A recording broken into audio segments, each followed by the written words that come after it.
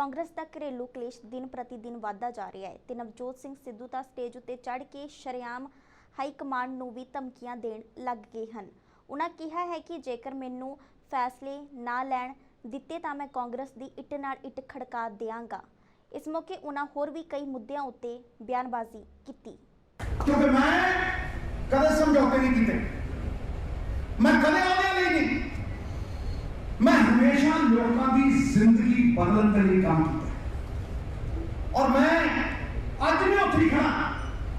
ये नहीं कि मैं पहले दिन तो आवाज़ नहीं चकिया, मैं चकिया और आज भी मैं हाईकमांड को एको गल कह के आया कि जे मैं इस पंजाब मॉडल के उत्ते इन्हां लोकां दीयां आसां दे उत्ते खरा उतरूं, मैं अगले साल 20 साल राजनीति दे विच कांग्रेस को जाण नहीं दूंगा। लेकिन जे तुसीं मैनूं निर्णय नहीं लेण दोगे, निर्णय नहीं लेण दोगे तो फिर मैं एक ना एक भी क्योंकि निर्णय लेण तो बिना दर्शनी घोड़ा बन के कोई फायदा नहीं, कोई फायदा नहीं। ये आस जी मना दे विच है, मैं अज फिर तुहानूं कह रहा ये अपनी पॉलिसियां तुसीं इकट्ठियां करके बनाओगे और ये 6 महीने के विच सारा कुछ पूरा होगा, पूरा होगा। मैं क्यों कहना, क्योंकि जिहड़े पैसे स्टेट देने निजी जेबां सब निजी जेबां जा रहे हैं। राजनीति गंदगी होगी, मैली होगी, पंगा बन सिर्फ और स्टेट के रिसोर्सेज सारे के सारे निजी जेबां दे विच जा रहे हैं और स्टेट का खजाना खाली है। पंजाब मॉडल ये नहीं कहता कि स्टेट का खजाना खाली है, पंजाब मॉडल ये कहता कि स्टेट का खजाना भरना किस तरीके है। और जिस तरह बदल समुद्र तो पानी लेता और धरती के उत्ते बना के 4 गुना करके वापस मोड़ता। मैं तुहानूं अज एक गल लिख के कहना कि इंडस्ट्री तो बिना कोई सूबा चल नहीं सकता। जिन्नियां रोरिंग इकोनॉमीज दुनिया दी, जापान, जर्मनी, इंग्लैंड उठे मशीनी युग सी, लेकिन इत्थे सेमी स्किल्ड लेबर है। ते उधर नवजोत सिद्धू की इस बयानबाजी उत्ते पंजाब मसलियां दे इंचार्ज हरीश रावत ने भी टिप्पणी की है। उन्होंने कहा है कि सिद्धू नूं फैसले लैण दा पूरा हक है क्योंकि वह पंजाब कांग्रेस के प्रधान हैं। नाल ही उन्होंने ज़्यादा ना बोलदियां कहा है कि मैं जल्दी ही नवजोत सिद्धू नाल इस संबंधी मुलाकात करांगा। नाल ही उन्होंने सिद्धू के सलाहकार वाले मसले उत्ते भी बयान दिता। अब सलाहकार ने जो मुझे जानकारी मिली है अपना बयान पूरी तरीके से उन्हें वो कर दिया है। उसमें उन्हें कह दिया ये मेरा निजी मामला है और मैं पहले से कुछ कहा है, उन्होंने जो कुछ कहा है और मैं समझता हूँ उसकी लाइट में अब वो मामला वहीं समाप्त हो गया है। और मैं फिर कह रहा हूँ कि कांग्रेस किसी भी ऐसे किसी व्यक्ति का भी बयान हो जो जम्मू कश्मीर को लेकर के या दूसरे जो राष्ट्रीय मुद्दे हैं, संवेदनशील मुद्दे हैं, उन पर कोई ऐसा बयान देता है जिससे देश की संवेदनाओं को चोट पहुँचती है तो हम उसकी निंदा करते हैं। वो एसोसिएट रहेंगे आपके प्रदेश अध्यक्ष के एडवाइजर के तौर पर? ये श्री सिद्धू जाने, हमको जो चाहिए था वो उन्होंने कह दिया कि मैंने सिद्धू के एडवाइजर के तौर पर ये बयान नहीं दिया है। अभी नवजोत सिंह सिद्धू ने एक बयान दिया है जिसमें उन्होंने कहा है कि उनको फैसले लेने की आज़ादी नहीं मिलेगी तो वो ईंट से ईंट बजा देंगे। वो पार्टी का ईंट से ईंट बजा देंगे, कैप्टन अमरिंदर सिंह का बजा देंगे, किसकी ईंट से ईंट बजा देंगे? मैं अपने पार्टी अध्यक्ष है, वो हमारे पार्टी के सम्मानित अध्यक्ष हैं, उनसे कोई मीडिया की रिपोर्ट या मीडिया के सवाल के आधार पर तो बात करूंगा नहीं, लेकिन मैं जानकारी लूँगा किस संदर्भ में कहा है, क्योंकि ये क्या है पूरा प्रसंग देख करके बात करेंगे। और उनको फैसले लेने की पीसीसी प्रेसिडेंट को छूट ना हो तो फिर किसको छूट होगी? सर वो आज़ादी किससे मांग रहे हैं सर? वो नहीं, या तो उनको फैसले लेने की आज़ादी आप लोग नहीं दे रहे हैं, किसने खुद ही कह रहे हैं? नहीं, ऐसा नहीं है। पार्टी प्रेसिडेंट को हमेशा जो है जो पार्टी की परंपराएं हैं उसके अनुसार जो है चीज़ें तय हैं और उसके अनुसार उनको छूट लेने की पूरी छूट। हटाए जाएंगे तो क्या निशाना आपके ऊपर वो लगा रहे हैं सिद्धू साहब? देखिए, सलाहकार ने जो कुछ कहा है वो हमको कतई कांग्रेस को एक्सेप्टेबल नहीं है, और क्योंकि उन्होंने ये कह दिया है कि इसका सलाहकार के रूप में मैंने ये बयान नहीं दिया है, तो बात खत्म है। लेकिन मनीष तिवारी ने और सबने कहा कि इन लोगों को हटाया जाना चाहिए, इन लोगों को हटाया जाना चाहिए। तो क्या से मुलाकात का आज कोई बनी संभावना है? रहेगी? आज मिलेंगे सोनिया जी से, वेणुगोपाल से या राहुल जी से, किसी से?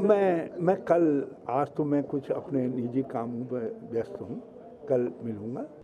ਪਿਛਲੇ ਕਈ ਦਿਨਾਂ ਤੋਂ ਇਸ ਗੱਲ ਦੀ ਕਾਫੀ ਚਰਚਾ ਹੋ ਰਹੀ ਸੀ ਕਿ ਆਮ ਆਦਮੀ ਪਾਰਟੀ ਸਮਾਜ ਸੇਵੀ ਡਾਕਟਰ ਐਸਪੀ ਸਿੰਘ ਓਬਰੋਏ ਨੂੰ ਮੁੱਖ ਮੰਤਰੀ ਦੇ ਚਿਹਰੇ ਵਜੋਂ ਐਲਾਨ ਸਕਦੀ ਹੈ, ਪਰ ਅੱਜ ਉਹਨਾਂ ਸਾਰੀਆਂ ਕਿਆਸਰਾਈਆਂ ਉੱਤੇ ਵਿਰਾਮ ਲੱਗ ਚੁੱਕਿਆ ਹੈ, ਕਿਉਂਕਿ ਡਾਕਟਰ ਓਬਰੋਏ ਨੇ ਸਾਫ਼ ਤੌਰ ਉੱਤੇ ਇਨਕਾਰ ਕਰ ਦਿੱਤਾ ਹੈ।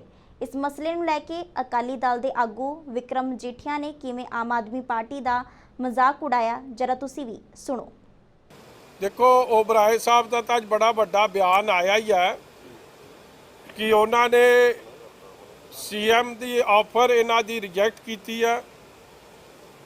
ਚਿਹਰੇ ਨਾਲ ਹਰਪਾਲ ਚੀਮਾ ਤੇ ਭਗਵੰਤ ਮਾਨ ਜੀ ਨੂੰ ਬਿਠਾ ਲੈਂਦੇ ਤੇ ਕਹਿੰਦੇ ਮੈਨੂੰ ਚਿਹਰਾ ਲੱਭਦਾ ਨਹੀਂ। ਹੁਣ ਉਹ ਵਿਚਾਰੇ ਕਿਹੜੀ ਫੇਅਰ ਐਂਡ ਲਵਲੀ ਕਰੀਮ ਲਾਉਣ ਕਿ ਤੁਹਾਨੂੰ ਚੰਗੀ ਲੱਗੇ, ਇਹਨਾਂ ਦੇ ਚਿਹਰੇ ਪਸੰਦ ਆਉਣੇ ਸ਼ੁਰੂ ਹੋਣੇ ਤਾਂ ਇਹੀ ਦੱਸ ਸਕਦੇ ਆ। ਚਿਹਰਾ ਚੂਰਾ ਇਹਨਾਂ ਦਾ ਪੰਜਾਬ ਦਾ ਹੋਣਾ ਹੀ ਨਹੀਂ। ਇਹਨਾਂ ਨੂੰ ਚਾਹੀਦਾ ਰਿਮੋਟ ਕੰਟਰੋਲ, ਤੇ ਇਹਨਾਂ ਨੂੰ ਚਾਹੀਦਾ ਕਿ ਪੰਜਾਬੀ ਆਪਣਾ ਫੈਸਲਾ ਆਪ ਨਾ ਕਰ ਸਕੇ, ਉਹਦਾ ਕੰਟਰੋਲ ਦਿੱਲੀ ਦਰਬਾਰ ਕੋਲ ਹੋਵੇ। ਉਹੋ ਜਿਹਾ ਚਿਹਰਾ ਤਾਂ ਇਹਨਾਂ ਨੂੰ ਕਦੇ ਵੀ ਨਹੀਂ ਲੱਭਣਾ, ਕਿਉਂਕਿ ਪੰਜਾਬੀ ਆਪ ਦਾ ਫੈਸਲਾ ਆਪ ਕਰਨ ਲਈ ਸਮਰੱਥ ਨੇ। ਔਰ ਮੈਂ ਸਮਝਦਾ ਇਹਨਾਂ ਨੂੰ ਕੋਈ ਚਿਹਰਾ 22 ਤੋਂ ਪਹਿਲਾਂ ਪਸੰਦ ਆ ਜੇ, ਇਹ ਬੜੀ ਪ੍ਰਾਪਤੀ ਹੋ। ਦੇਖੋ, ਜਿਹੜੀ ਫਾਰਮ ਭਰਾਉਣ ਦੀ ਰਾਜਨੀਤੀ ਆ ਨਾ ਜੀ, ਅੱਗੇ ਕਾਂਗਰਸ ਪਾਰਟੀ ਨੇ ਲੋਕਾਂ ਦਾ ਕਿਵੇਂ ਉੱਲੂ ਬਣਾਇਆ ਇਹ ਤੁਹਾਨੂੰ ਵੱਧ ਪਤਾ ਹੈ। ਗੁਟਕਾ ਸਾਹਿਬ ਦੀਆਂ ਸੌਵਾਂ ਵੀ ਖਾਧੀਆਂ, ਫਾਰਮ ਵੀ ਭਰਾਏ, ਮੁੜ ਕੇ ਫਾਰਮ ਲੱਭੇ ਨਹੀਂ। ਤੇ ਆਪ ਪਾਰਟੀ ਤੇ ਇਸ ਗੱਲ ਤੋਂ ਹੀ ਐਕਸਪੋਜ਼ਡ ਹੈ ਕਿ ਤੁਸੀਂ ਦਿੱਲੀ ਤੋਂ ਪਹਿਲਾਂ, ਇਲੈਕਸ਼ਨ ਤੋਂ ਪਹਿਲਾਂ ਕੋਈ ਫਾਰਮ ਭਰਾਏ ਸੀ ਨਹੀਂ। ਫਿਰ ਜਦ ਤੁਸੀਂ ਕਹਿੰਦੇ ਕਿਸੇ ਦਾ ਬਿੱਲ ਆਉਣਾ ਹੀ ਨਹੀਂ, ਤੇ ਫਿਰ ਫਾਰਮ ਭਰਾਉਣ ਦੀ ਕੀ ਲੋੜ ਪੈ ਗਈ? ਜਦ ਤੁਸੀਂ ਇੱਕ ਪਾਸੇ ਕਹਿੰਦੇ ਹੋ ਕਿ ਅਸੀਂ ਬਿੱਲ ਮਾਫ ਕਰ ਦਿਆਂਗੇ, ਬਿੱਲ ਹੀ ਨਹੀਂ ਆਉਣੇ, ਤੇ ਫਿਰ ਫਾਰਮ ਕਿਉਂ? ਇਹ ਕੇਵਲ ਤੇ ਕੇਵਲ ਲੋਕਾਂ ਨੂੰ ਇੱਕ ਛੜਯੰਤਰ ਰਚ ਕੇ ਮੂਰਖ ਬਣਾਉਣ ਦਾ ਕੰਮ ਹੈ। ਔਰ ਜਿਹੜੇ ਪੰਜਾਬ, ਮੈਂ ਸਮਝਦਾ ਇਹ ਝੂਠੀ ਫਾਰਮਾਂ ਦੀ ਰਾਜਨੀਤੀ ਤੋਂ ਸੁਚੇਤ ਨੇ ਔਰ ਬਚ ਕੇ ਰਹਿਣਗੇ। ਔਰ ਇਹ ਜਿਹਾਂ ਦੇ ਉਹ ਵੱਡਾ ਵਿਰੋਧ ਇਹ ਜਿਹਾਂ ਦਾ ਸ਼ੁਰੂ ਹੋ ਗਿਆ ਜਿੱਥੇ ਜਿੱਥੇ ਫਾਰਮ ਦੀ ਗੱਲ ਚੱਲਦੀ ਹੈ। ਦਿੱਲੀ ਵਿੱਚ ਅੱਜ ਕਿਸਾਨ ਜਥੇਬੰਦੀਆਂ ਵੱਲੋਂ ਕਨਵੈਨਸ਼ਨ ਕਰਵਾਈ ਗਈ, ਜਿੱਥੇ ਕਿ ਕਿਸਾਨ ਆਗੂਆਂ ਨੇ ਕੇਂਦਰ ਦੀ ਮੋਦੀ ਸਰਕਾਰ ਖਿਲਾਫ ਖੂਬ ਹੱਲਾ ਬੋਲਿਆ ਤੇ ਵਚਨਬੱਧਤਾ ਪ੍ਰਗਟਾਈ ਕਿ ਜਦੋਂ ਤੱਕ ਕਾਲੇ ਕਾਨੂੰਨ ਰੱਦ ਨਹੀਂ ਹੁੰਦੇ ਉਦੋਂ ਤੱਕ ਮੋਰਚਾ ਚੱਲਦਾ ਰਹੇਗਾ। ਇਸ ਮੌਕੇ ਕਿਸਾਨ ਆਗੂ ਜੋਗਿੰਦਰ ਸਿੰਘ ਉਗਰਾਹਾਂ ਨੇ ਗਰਜਦਿਆਂ ਕਿਹਾ ਹੈ ਕਿ ਇਤਿਹਾਸ ਵਿੱਚ ਅਜਿਹਾ ਪਹਿਲੀ ਵਾਰ ਹੋਇਆ ਹੈ। ਮੋਰਚਾ ਸਰਕਾਰ ਹੀ ਨਹੀਂ ਸਗੋਂ ਕਾਰਪੋਰੇਟ जगत खिलाफ भी लग्या होवे। आज तक जितने भी आंदोलन हुए हैं वो स्टेट के खिलाफ, पावर के खिलाफ तो आंदोलन हुए हैं, पर आज तक किसी भी आंदोलन में कारपोरेटों के साथ लकीर निकाल कर लड़ाई छेड़ने वाला आंदोलन हिंदुस्तान का ये पहला आंदोलन है। दूसरी बात ये है कि हमारी सारी उम्र में हम पहली बार देख रहे हैं कि सारे विचारों के लोग, सारी स्टेटों के लोग एक मंच पर, एक मोर्चे में इकट्ठे संघर्ष कर रहे हैं। ये भी पहली बार हुआ है। जितने आप लोग बैठे हैं अलग अलग ऑर्गेनाइजेशन के हैं, अलग अलग विचारों के हैं। विचार किसे के क्या हैं इस बात को उजागर नहीं किया जाता। विचारों का सम्मेलन करके चलने के लिए इस बात की जरूरत है कि अपने विचार को छोड़कर दूसरे के विचारों के साथ सहमत होकर एकजुटता जुटाकर आंदोलन को आगे चलाने की जरूरत है। ये मिसाल है दुनिया में पहली बार हुआ है। न्यूयॉर्क में आपकी बात चलती है, कनाडा में आपकी बात चलती है, जर्मनी में आपकी बात चलती है। बहुत सारे लोग बोल देते हैं कि भाई आंदोलन 9 महीने हो गए चलते, जहां बैठे क्या कर रहे हैं? प्रधानमंत्री का घर घेर लो, दिल्ली घेर लो, राष्ट्रपति घेर लो, इस मोर्चे को कोई मोर्चा नहीं मान रहा। ਕੈਪਟਨ ਖਿਲਾਫ ਬਗਾਵਤ ਕਰਨ ਵਾਲੇ ਮੰਤਰੀਆਂ ਨੂੰ ਕਾਂਗਰਸੀ ਵਿਧਾਇਕ ਫਤਿਹ ਜੰਗ ਸਿੰਘ ਬਾਜਵਾ ਨੇ ਨਸੀਹਤ ਦਿੱਤੀ ਹੈ। ਜੇਕਰ ਉਹਨਾਂ ਨੂੰ ਕੈਪਟਨ ਅਮਰਿੰਦਰ ਸਿੰਘ ਦੀ ਲੀਡਰਸ਼ਿਪ ਮਨਜ਼ੂਰ ਨਹੀਂ ਤਾਂ ਪਹਿਲਾਂ ਉਹ ਆਪਣੇ ਅਹੁਦੇ ਤੋਂ ਅਸਤੀਫਾ ਦੇਣ। ਇਸ ਤੋਂ ਇਲਾਵਾ ਬਾਜਵਾ ਨੇ ਨਵਜੋਤ ਸਿੱਧੂ ਦੇ ਉਸ ਬਿਆਨ ਉੱਤੇ ਵੀ ਟਿੱਪਣੀ ਕੀਤੀ ਜਿਸ ਵਿੱਚ ਉਹਨਾਂ ਨੇ ਕਾਂਗਰਸ ਦੀ ਇੱਟ ਨਾਲ ਇੱਟ ਖੜਕਾਉਣ ਦੀ ਗੱਲ ਕਹੀ ਸੀ। ਆਪਾਂ ਇਹ ਦੱਸਦੇ ਆ ਵੀ ਝੂਠ ਬੋਲਣਾ ਨਹੀਂ। ਗੁਰੂ ਮਹਾਰਾਜ ਦੀ ਕਿਰਪਾ ਨਾਲ 60 ਤੋਂ ਵੱਧ ਸੀ, ਇਹਨੂੰ 67 ਕਹਿ ਲਓ 70 ਕਹਿ ਲਓ, 60 ਤੋਂ ਵੱਧ MLA ਸੀ ਮੌਜੂਦਾ। 30 ਉਹ MLA ਸੀ ਜਿਹੜੇ ਹਾਰੇ ਸੀ ਇਲੈਕਸ਼ਨ, ਜਿਹੜੇ ਲੜੇ ਨੇ ਉਹ ਸੀ। 8 ਮੈਂਬਰ ਪਾਰਲੀਮੈਂਟ ਸੀ। ਤੇ ਕੈਪਟਨ ਸਾਹਿਬ ਦੀ ਜਿਹੜੀ ਕਹਿੰਦੇ ਨੇ ਨਾ ਬਿਲਕੁਲ ਜਿਹੜੀ ਤਾਕਤ ਮਜ਼ਬੂਤੀ ਹੈ ਉਹ ਸੈਂਟਰ ਦੀ ਆਪਣੀ ਸਾਡੀ ਹਾਈ ਕਮਾਂਡ ਨੇ ਵੀ ਕਲੀਅਰ ਕਰਤੀ ਬਈ 2022 ਦੀ ਇਲੈਕਸ਼ਨ ਵੀ ਕਾਂਗਰਸ ਪਾਰਟੀ ਕੈਪਟਨ ਸਾਹਿਬ ਦੀ ਅਗਵਾਈ ਥੱਲੇ ਹੀ ਲੜੇਗੀ। ਹਜੇ ਵੀ ਕੁਝ ਮੰਤਰੀ ਵਿਰੋਧ ਦੇ ਵਿੱਚ ਨੇ, ਕੈਬਨਿਟ ਵਿੱਚ ਵੀ ਨਹੀਂ ਆਏ। ਉਹ ਮੰਤਰੀ ਅਸੀਂ ਮੰਨਦੇ ਹੀ ਨਹੀਂ। ਕਹਾਣੀ ਕੀ ਹੈ, ਜੇ ਉਹ ਕੈਪਟਨ ਸਾਹਿਬ ਨੂੰ ਲਾਹਣ ਦੀ ਗੱਲ ਕਰ ਰਹੇ ਨੇ ਤੇ ਪਹਿਲੇ ਤਾਂ ਅਸਤੀਫਾ ਉਹ ਦੇਣ। ਜੇ ਤੁਸੀਂ ਮੈਨੂੰ ਮੰਨਦੇ ਹੀ ਨਹੀਂ ਤੇ ਫਿਰ ਅਸਤੀਫਾ ਦੇਣ। ਉਹੀ ਉਹਨਾਂ ਨੇ, ਅਸੀਂ ਉਹਨਾਂ ਨੂੰ ਹਾਈ ਕਮਾਂਡ ਨੂੰ ਵੀ ਕੈਪਟਨ ਅਸੀਂ ਕਹਿ ਰਹੇ ਹਾਂ ਤੇ ਕੈਪਟਨ ਸਾਹਿਬ ਨੂੰ ਵੀ ਕਹਿ ਰਹੇ ਹਾਂ ਵੀ ਇਸ ਕਿਸਮ ਜਿਹੜਾ ਇਨਡਿਸਿਪਲਿਨ ਕ੍ਰੀਏਟ ਕਰਦੇ ਨੇ ਉਹਨਾਂ ਨੂੰ ਪਾਰਟੀ ਤੋਂ ਵਿੱਚੋਂ ਬਾਹਰ ਕੱਢਣਾ ਚਾਹੀਦਾ।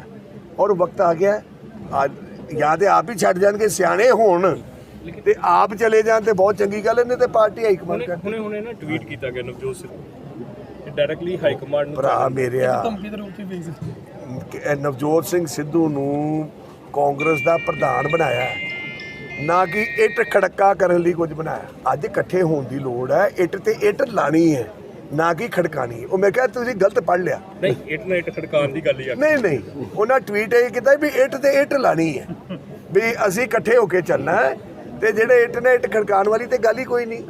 ਉਹ ਛੋਟਾ ਭਰਾ ਹੈ ਕੈਪਟਨ ਅਮਰਿੰਦਰ ਸਿੰਘ ਦਾ, ਬੱਚਾ ਵਾਂਗੂ ਹੈ, ਉਹਨੇ ਉਹੀ ਕਰਨਾ ਜੋ ਕੈਪਟਨ ਅਮਰਿੰਦਰ ਸਿੰਘ ਤੇ ਹਾਈ ਕਮਾਂਡ। ਨਵਜੋਤ ਸਿੱਧੂ ਤੇ ਮੁੱਖ ਮੰਤਰੀ ਕੈਪਟਨ ਅਮਰਿੰਦਰ ਸਿੰਘ ਵਿਚਕਾਰ ਰੇੜਕਾ ਲਗਾਤਾਰ ਬਰਕਰਾਰ ਹੈ ਤੇ ਇਸ ਸੰਬੰਧੀ ਆਮ ਆਦਮੀ ਪਾਰਟੀ ਦੇ ਆਗੂ ਅਮਨ ਅਰੋੜਾ ਨੇ ਵੀ ਬਿਆਨਬਾਜ਼ੀ ਕੀਤੀ ਹੈ। ਉਹਨਾਂ ਕਿਹਾ ਕਿ ਕੈਪਟਨ ਸਰਕਾਰ ਲੋਕਾਂ ਦੇ ਮਸਲੇ ਹੱਲ ਕਰਨ ਦੀ ਥਾਂ ਆਪਣੇ ਹੀ ਕਾਟੋ ਕਲੇਸ਼ ਵਿੱਚ ਉਲਝੀ ਹੋਈ ਹੈ। ਉਹਨਾਂ ਕਿਹਾ ਹੈ ਕਿ ਸਰਕਾਰ ਨੂੰ 3 ਸਤੰਬਰ ਨੂੰ ਹੋਣ ਜਾ ਰਹੇ ਵਿਧਾਨ ਸਭਾ ਸੈਸ਼ਨ ਵਿੱਚ ਆਪਣਾ ਬਹੁਮਤ ਸਾਬਤ ਕਰਨਾ ਚਾਹੀਦਾ ਹੈ। ਦੇਖੋ, ਮੈਂ ਸਮਝਦਾ ਕਿ ਜਿਸ ਤਰੀਕੇ ਦੇ ਨਾਲ ਅੱਜ ਕਾਂਗਰਸ ਪਾਰਟੀ ਦੇ ਵਿੱਚ ਕੈਪਟਨ ਅਮਰਿੰਦਰ ਸਿੰਘ ਗਰੁੱਪ ਔਰ ਨਵਜੋਤ ਸਿੰਘ ਸਿੱਧੂ ਦੇ ਗਰੁੱਪ ਆਪਸ ਦੇ ਵਿੱਚ ਨੂਰਾ ਕੁਸ਼ਤੀ ਦੇ ਵਿੱਚ ਪਏ ਹੋਏ ਨੇ, ਰੱਸਾ ਕੱਸੀ ਦਾ ਮੈਚ ਹੈ ਜਿਹੜਾ ਉਹ ਚੱਲ ਰਿਹਾ ਹੈ, ਜਿਹਦੀ ਵਜ੍ਹਾ ਕਰਕੇ ਅੱਜ ਪੰਜਾਬ ਦਾ ਹਰੇਕ ਵਰਗ ਹੈ ਜਿਹੜਾ ਉਹ ਉਸ ਚੀਜ਼ ਦਾ ਭੁਗਤਾਨ ਕਰ ਰਿਹਾ ਹੈ, ਸਫਰ ਕਰ ਰਿਹਾ ਹੈ। ਪਰ ਇਹਨਾਂ ਦੋਨਾਂ ਲੀਡਰਾਂ ਨੂੰ ਤੇ ਕਾਂਗਰਸ ਪਾਰਟੀ ਦੀ ਹਾਈ ਕਮਾਂਡ ਨੂੰ ਲੋਕਾਂ ਦੀ ਚਿੰਤਾ ਨਹੀਂ ਹੈਗੀ। ਸਿਰਫ ਔਰ ਸਿਰਫ ਜਿਹੜੀਆਂ ਇਹ ਦੋਨੋਂ ਗਰੁੱਪ ਨੇ ਆਪਣੀ ਵਨ ਅਪਮੈਨਸ਼ਿਪ ਦੇ ਵਿੱਚ ਲੱਗੇ ਹੋਏ ਨੇ। ਮੈਂ ਸਮਝਦਾ ਕਿ ਜੇ ਸਹੀ ਮਾਇਨੇ ਦੇ ਵਿੱਚ ਅੱਜ ਕਾਂਗਰਸ ਕੋਲੇ ਬਹੁਮਤ ਹੈ ਤਾਂ ਜਿਹੜਾ 3 ਤਾਰੀਖ ਨੂੰ 3 ਸਪਟੈਂਬਰ ਨੂੰ ਸੈਸ਼ਨ ਆ ਰਿਹਾ ਹੈ ਉਹਦੇ ਵਿੱਚ ਫਲੋਰ ਟੈਸਟ ਹੈ ਜਿਹੜਾ ਨੋ ਕੌਨਫੀਡੈਂਸ ਮੋਸ਼ਨ ਹੈ ਜਿਹੜਾ ਉਹ ਪਾਇਆ ਜਾਣਾ ਚਾਹੀਦਾ ਹੈ ਤਾਂ ਕਿ ਦੁੱਧ ਦਾ ਦੁੱਧ ਪਾਣੀ ਦਾ ਪਾਣੀ ਹੋ ਸਕੇ ਕਿ ਕੈਪਟਨ ਅਮਰਿੰਦਰ ਸਿੰਘ ਦੀ ਸਰਕਾਰ ਸਹੀ ਮਾਇਨੇ ਦੇ ਵਿੱਚ ਰਾਜ ਕਰਨ ਦੇ ਯੋਗ ਹੈ ਵੀ ਆ, ਅਲਪਮਤ ਵਿੱਚ ਆ ਚੁੱਕੀ ਹੈ। ਸੋ ਇਸ ਕਰਕੇ ਲੋਕਾਂ ਦੇ ਮਸਲਿਆਂ ਨੂੰ ਛੱਡ ਕੇ ਸਿਰਫ ਔਰ ਸਿਰਫ ਆਪਦੀ ਰਾਜਨੀਤਿਕ ਰੋਟੀਆਂ ਸੇਕਣ ਤੇ ਸੱਤਾ ਦੀ ਭੁੱਖ ਨੇ ਪੰਜਾਬ ਦਾ ਬੇੜਾ ਕਰਕੇ ਜਿਹੜਾ ਉਹ ਕਰ ਦਿੱਤਾ। ਆਉਣ ਵਾਲੇ ਸੈਸ਼ਨ ਦੇ ਵਿੱਚ ਅਸੀਂ ਇਸ ਇਸ਼ੂ ਨੂੰ ਉਠਾਵਾਂਗੇ ਤਾਂ ਕਿ ਲੋਕਾਂ ਨੂੰ ਚਾਨਣ ਹੋ ਸਕੇ ਕਿ ਇਹ ਸਰਕਾਰ ਸਹੀ ਮਾਇਨੇ ਦੇ ਵਿੱਚ ਮੈਜੋਰਿਟੀ ਦੇ ਵਿੱਚ ਹੈ ਜਾਂ ਮਾਈਨੋਰਿਟੀ ਦੇ ਵਿੱਚ ਹੈ।